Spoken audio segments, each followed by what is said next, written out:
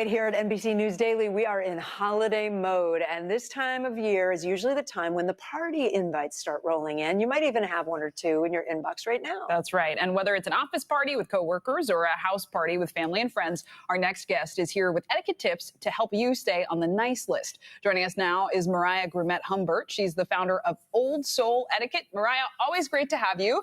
And since we're in the office, let's start with office parties. There's a couple going on in the building right now. So fun. What's some etiquette we should keep in mind? It's absolutely a time for us to celebrate our hard work, to get together with our colleagues, to enjoy ourselves, but we don't want to blur that line between a social event and a work event. We want to ensure that we're maintaining our professional image and representing ourselves and our team well at these events. Let's shift to house parties or, outside of work parties.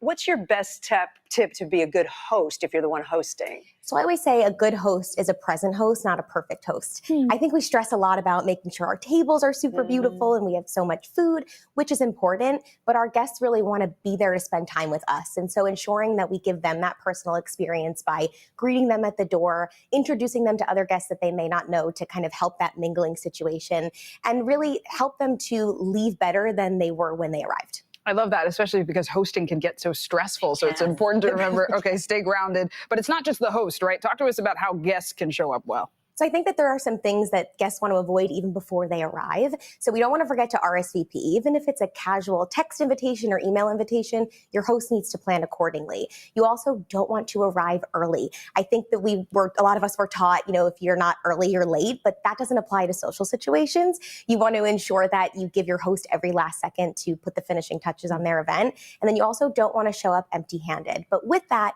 you want to bring something that your host can enjoy at a later time. This is my big question of Let's the talk day. about this. I really wanted to ask about, I told Zinkler, I'm like, I don't know what you're supposed to bring as a guest. And I want to do the right thing. And I think there's regional and maybe cultural variations here.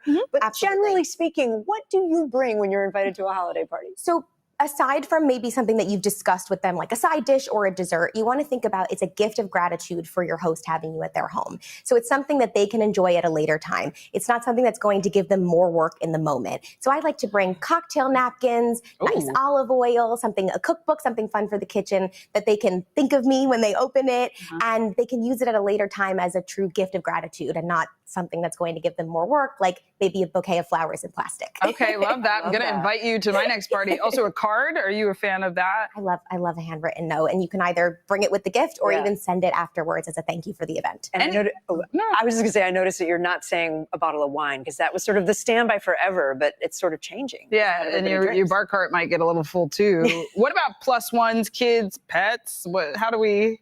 As a host, you want to just communicate that right off the bat with the invitation. Even if, again, it's a text, something casual, address it to the people who you intend to invite. And as the guest, don't bring guests who have not been invited. So if you're not sure exactly who's invited, if there's children involved, whatever it is, ask your host. They will appreciate that you went the extra mile to make sure that you're being gracious. All right, this one has happened to me. What if you have a lot of people over and it's getting really late and you kind of want things to end? How do you handle that? So we can kind of get ahead of it by putting an end time on the invitation if you're worried that you will have guests that overstay their welcome. But I always say we want to avoid tired talk. So we don't want to do the whole, I'm so tired, I have to get up early tomorrow. There are other ways that we can kind of signal that things are winding down. So perhaps it's offering one more of something to your guests. Can I get you one more drink? Can I get you one more piece of cake? Whatever it may be. And then I love to recap what my favorite parts of the evening were. I really loved when we talked about this. This was a fun game. This was my favorite side dish, to try and signal that you're winding things down. Oh, wow. Well, I loved when we talked about etiquette with you, Mariah. Yes, me too. Mariah Humbert, Groomette Humbert. Thank you so much. Thank you. We got a lot more ahead. You're watching NBC News Daily.